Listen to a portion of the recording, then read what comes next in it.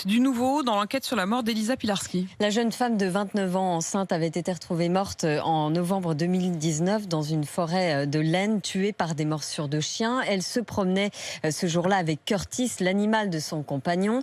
Une confrontation a eu lieu hier entre Christophe Ellul et la famille de la victime. Les proches d'Elisa sont convaincus que ce dernier savait depuis le début que son chien était responsable. Maxime Brandstatter.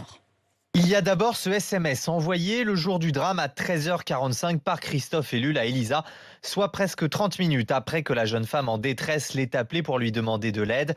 Dans ce message, Christophe écrit « Je vais le faire piquer ». Par ce SMS, il reconnaît que son chien est à l'origine du décès de ma nièce, assène l'oncle d'Elisa Pilarski. Alors si Christophe Ellul sait depuis le départ que c'est Curtis le tueur, jusqu'où est-il allé pour cacher la vérité?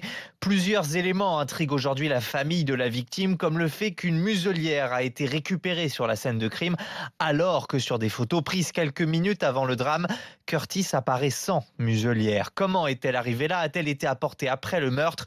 Des éléments qui semblent accabler le maître du chien qui pour l'instant ne trouve rien à répondre.